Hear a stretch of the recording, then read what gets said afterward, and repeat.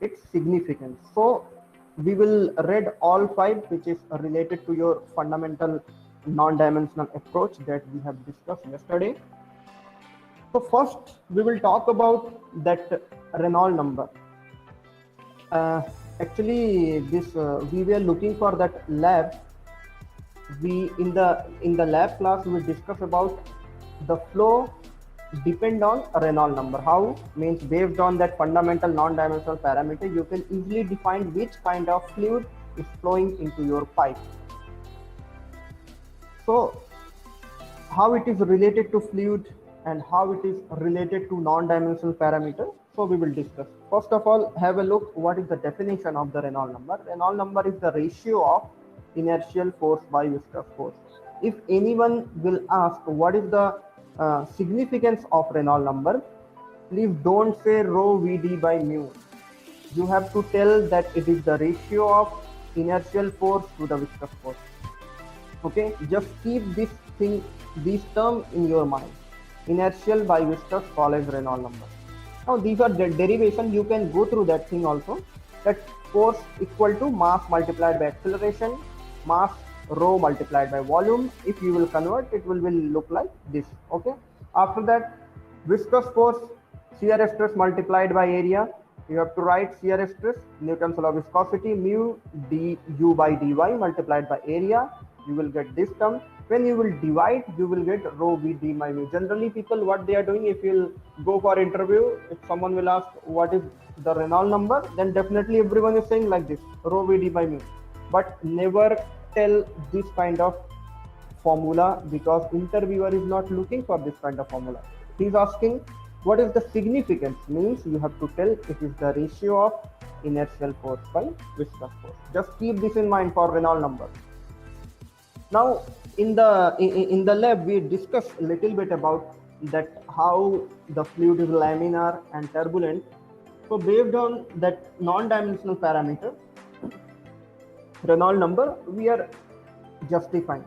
Rho is the density of the fluid, v is the velocity, L is the length, and mu is your viscosity of the fluid. Then you see if the Reynolds number lower than 2000, then flow you will say it is laminar. It is laminar means each layer of the fluid it will flow very smoothly. You cannot find any kind of turbulence or deviation. It will flow like a line structure.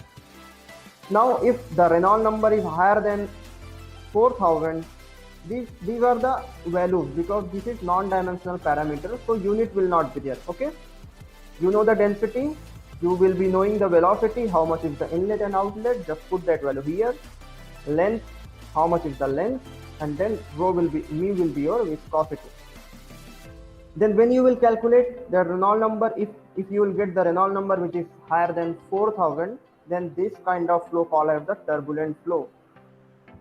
Means here will be so much fluctuation in pipe. So this particular flow pattern called as that turbulent zone called as the turbulent flow.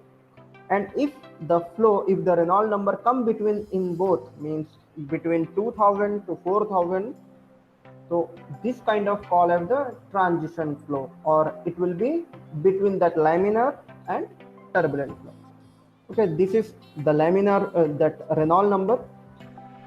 And if we are talking about the examples that where it comes, these are the few examples, like motion of submarine completely underwater, low velocity motion around automobile and aeroplane, incompressible flow through pipe of a smaller size. Now this, I think this thing I have discussed in your that class also, means if you have smaller diameter of the pipe, then there is the lesser chance to generate the turbulence. It will behave like a laminar flow. And fourth one, flow through low speed turbo machines. Okay, now come to the Froude number. Froude number, it is the ratio of inertial force by gravitational force. Similarly, you have already defined that inertial force, and then gravitational force, mass good acceleration. And what it will be? It will be rho ALG. If you will divide, you will get this formula. If someone will ask fraud number, then you will tell it is the ratio of inertial force by gravitational force. These are the examples: flow over notches and wears, the flow over the spillways of a dam, a flow through the open channel considering wave and jumps, and motion of ship in the rough and turbulent sea.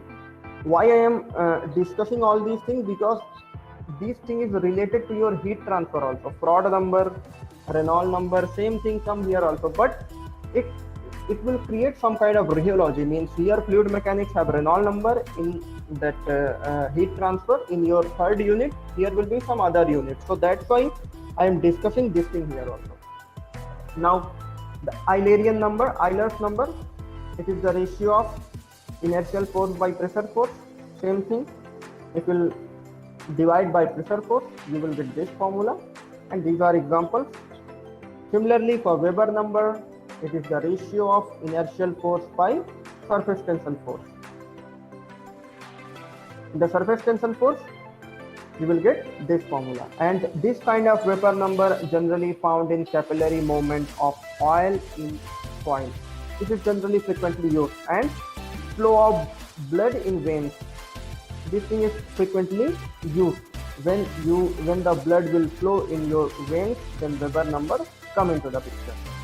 And third one is Mach number, very famous. I think you might have heard about that Mach number, which is the ratio of inertial force to the elastic force. It is formula V by C. I think you might have heard that Mach number, if Mach number is 1, means your fluid or your any kind of vehicle which is moving with the velocity of sound. How much is the velocity of the sound? 1, 2, 3, 5 kilometer per hour. Okay, this is the velocity of the sound. As all the aeroplanes or any kind of jet planes which is flowing at the Mach number, means which is defined as a Mach number, that you might have heard about that Rafale. Rafale have maximum velocity of near about 1400. I'm not pretty much sure, but near about this, because any jet plane which is means moving at velocity of the air velocity, means how much is the not air velocity, how much is the sound velocity which is moving on that velocity, means near about 1235 kilometer per hour, and which is also comes in the category of the sonic boom. If you will search in Google what is the meaning of sonic boom, then here comes the Mach number. If the Mach number 1 means your object is moving with velocity of sound. Now you can see here also that velocity divided by C. If Mach number 1 means your object is moving with velocity of sound. Okay. Excuse me sir. Pardon. Yes. Sir जो ये fighter jets होते हैं वो तो sound की speed से भी ज्यादा तेज मूव करते हैं. बेसिकली इस मैक का मीनिंग क्या होता है? Mach means Mach define the velocity, because you see here velocity divided by sound velocity. If Mach number is 1, means what does that mean? Your object is moving at very high speed. V by C. If it is 1, then your object is moving with the same velocity of the sound, and velocity of the sound is how much? 1, 2, 3, 5 kilometer per hour. Okay, kilometer per hour. So each and every jet plane, if you want to design, if you want to define, generally it is defining based on Mach number. If Mach number higher, means it will be moving with the higher speed of the sound.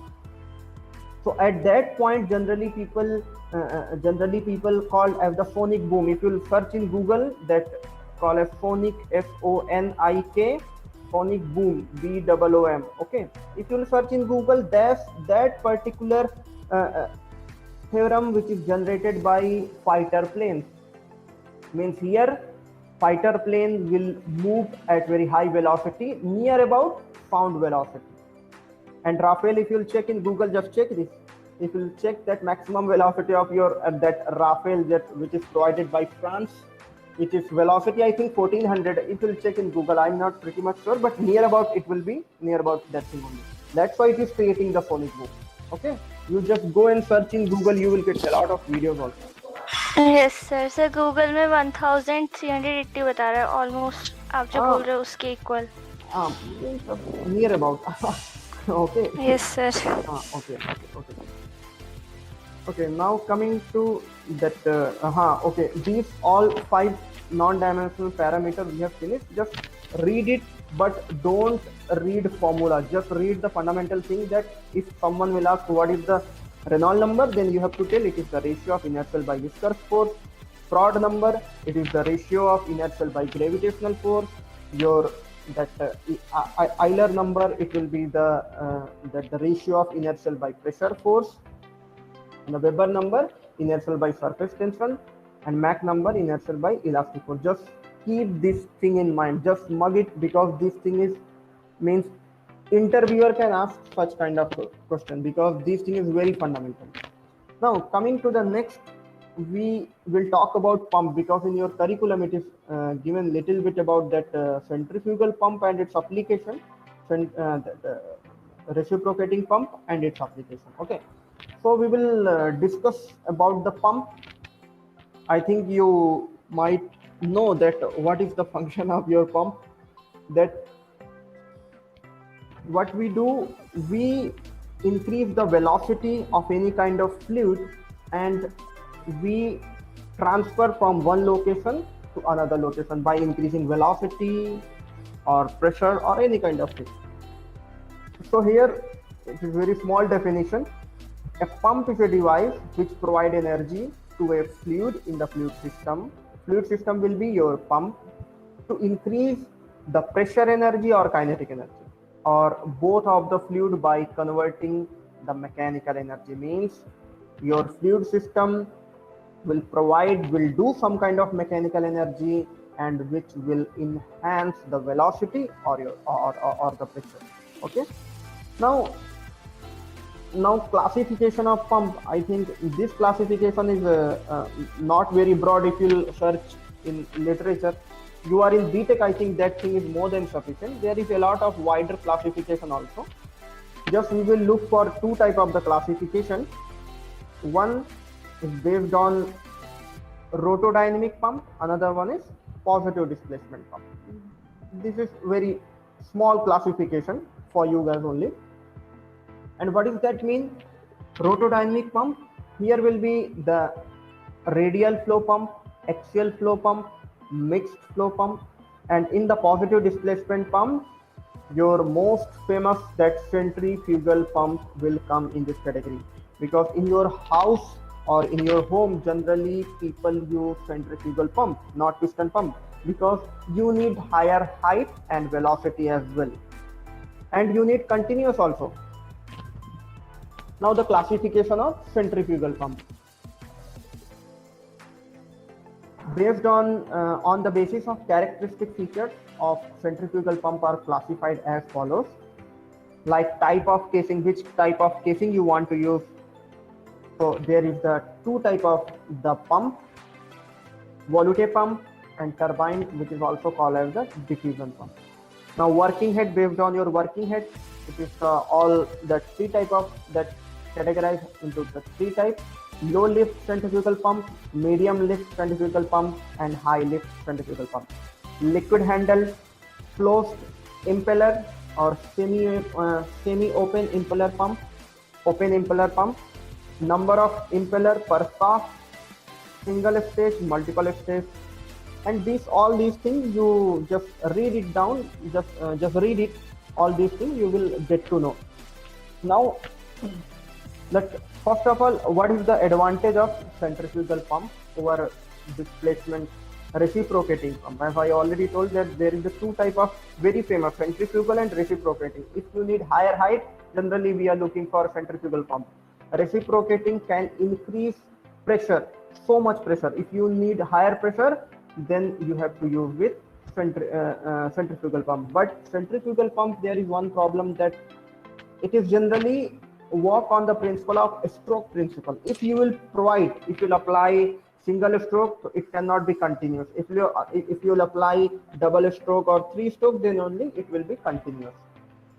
Now the centrifugal pump, the cost of a centrifugal pump is lesser as it has fewer parts. Okay, installation and maintenance are easier and cheaper. Its discharge capacity is much higher than that of centrifugal pump.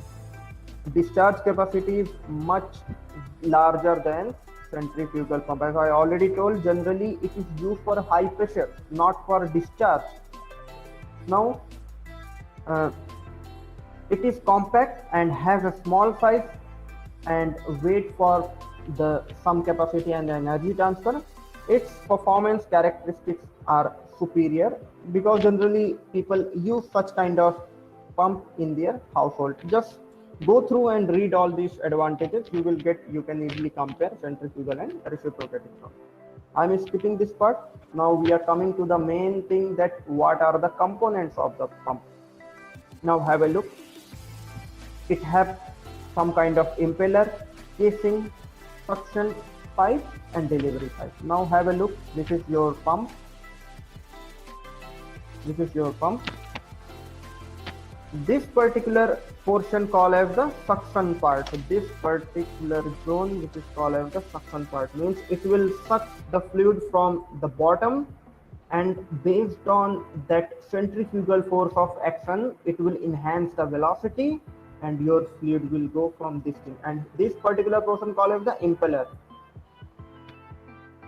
Here I have mentioned that impeller casing will be this particular part. This part called as the casing means this particular zone, this thing. And then this will be your delivery pipe, means how much is it sending at the height, or it is somewhere where you want to transfer your fluid. This is the important part of the pump.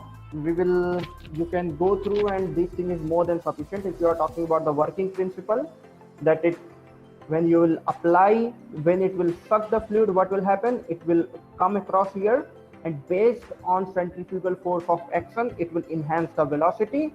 When it will increase the velocity, it will go from this particular delivery pipe, and at that particular point, velocity will be very high from this.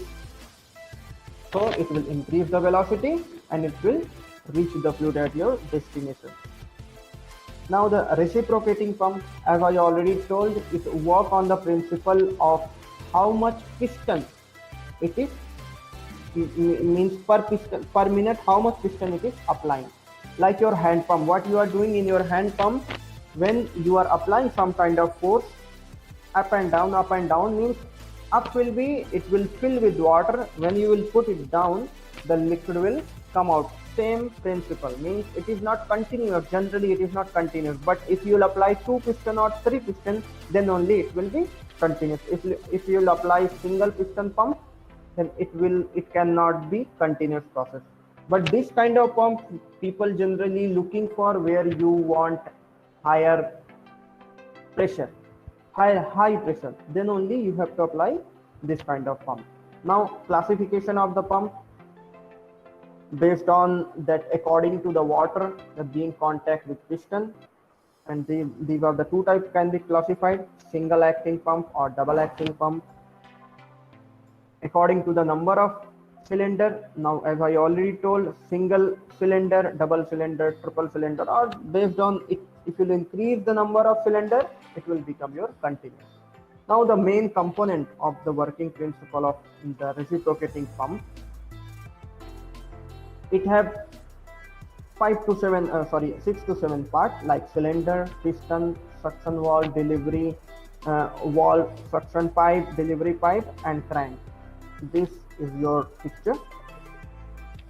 How it works?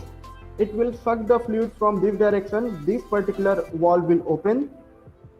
Fluid will go here. This particular pump, this called as your piston, whole cylinder and piston. This is your cylinder. This is your piston. It will go here. This particular portion will move in this direction. This particular move in this direction means it will rotate in the round shape, like this only. It will rotate, and what will happen? Fluid will come inside, and this valve will that close. When it will go here, then it will go it will open and the fluid will go from this direction only. Okay, this is the working principle. Wait, let me show one video for you that how it works. Have a look. First of all, you look how that reciprocating pump works. Now this is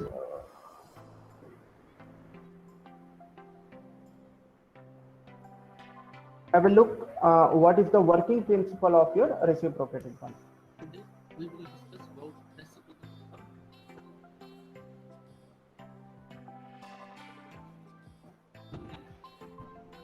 Okay, Firstly, we will discuss about the parts of the reciprocating pump.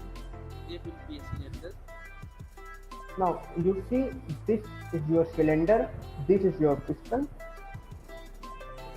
In which a piston rod and a piston. This is a cylinder, this is a piston rod, and this is a piston for reciprocating pump. If we see the whole diagram in the wireframe, then this will be look like this. In this, I think you have got an idea that this is your piston and this is your cylinder and this is your rod. It will move up and down, up and down. Now have a look. this is cylinder. These are the parts of the reciprocating pump. Now, see the diagram of the reciprocating pump working. There is Now have a look what I am talking about, that this will be your reservoir where the water will be there. What you have to do here, as I already told, here will be some kind of valve will be there. When this crankshaft will rotate at this direction, then only it will go in this direction. And this particular valve will open, the fluid will fill in this portion. Now have a look. this is the intake. This is your It will intake pipe. draw water from the container and discharge from this pipe. This is your discharge point. This is discharge pipe. This is cylinder. This is piston, and this is piston rod. These all are the Now each and everything here it is written. It is your piston, it is your cylinder, and this is your rod. parts of the reciprocating pump. There is a container in which some water is placed for the working of reciprocating pump, and there is a crankshaft which will rotate and move the piston backward and forward. Okay, as he is saying that it will rotate in this direction, then it will go right and left, right and left. Now see how it Now see works. the working of the reciprocating pump. And this is crank. When crank will rotate, now see, have a look. And there are two parts, inlet and outlet. Inlet valve and outlet valve. What will happen? The crank will rotate at 90 degrees.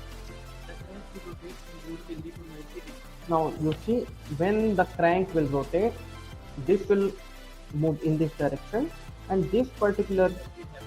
thing will Filter open. will move from this side to this side. And this valve will Will open. open. And water What will happen?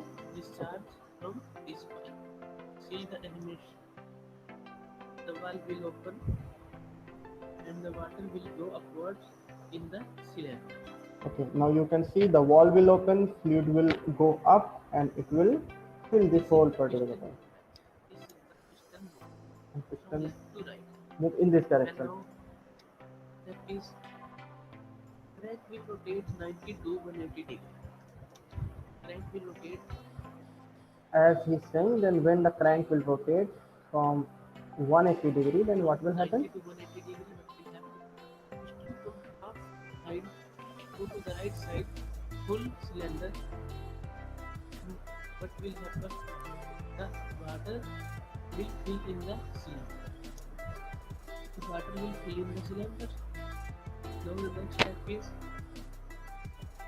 the discharge valve will be open. This valve will be open. Piston movement. This was the piston movement from left to right.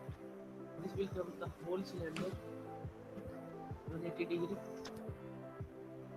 Now crank will move from 180 to 360 degree. What will happen? Piston will move from right to left side and the discharge valve is open.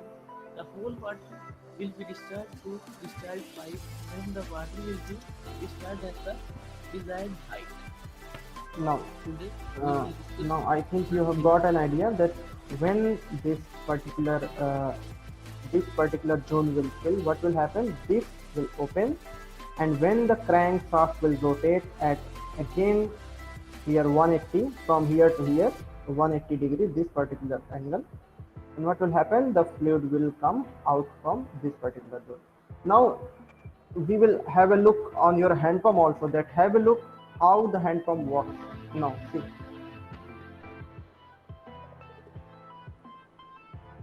It is also work on the same principle, centrifugal reciprocating pump.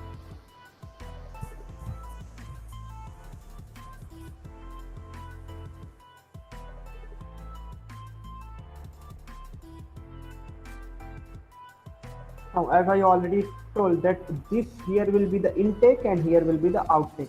When your pump will move, now when the pump will move, what will happen? Sorry, not that handle will move. What will happen? It will open and fluid will go up. This whole section, whole particular zone will fill, and then this particular part will open. Now you see, fluid will go up. This zone will fill with water.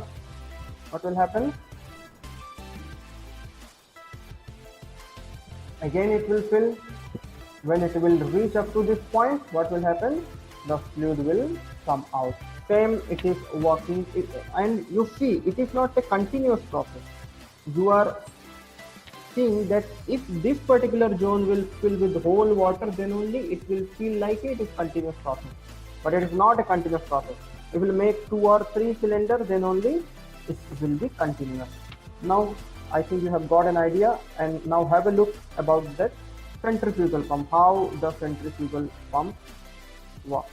Now what is the working principle of this pump?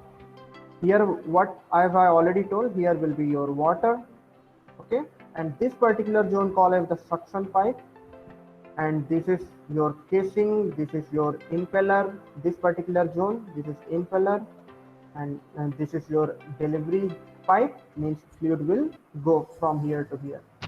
And as I already told, based on the centrifugal force of action, the fluid particle go from this position to this position, from this particular zone to this particular zone.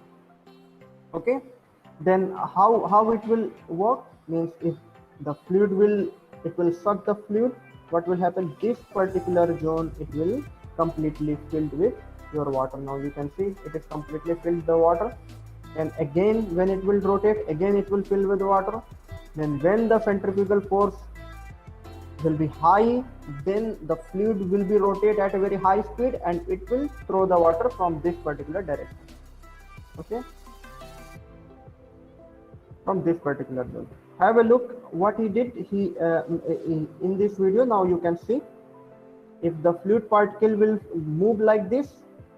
Now you can see velocity will be at that particular point will be very high. It will increase the velocity and fluid will reach at the particular destination. So these are the two type of the pump which we have discussed. One is the centrifugal pump, which is based on the principle of centrifugal force of action, and second one is your reciprocating pump, which is work on the principle of cylinder and piston pump, which is also called as the cylinder and piston pump. Okay, I think you have got an idea how it works. Okay, so this was whole that unit 2 from this particular unit.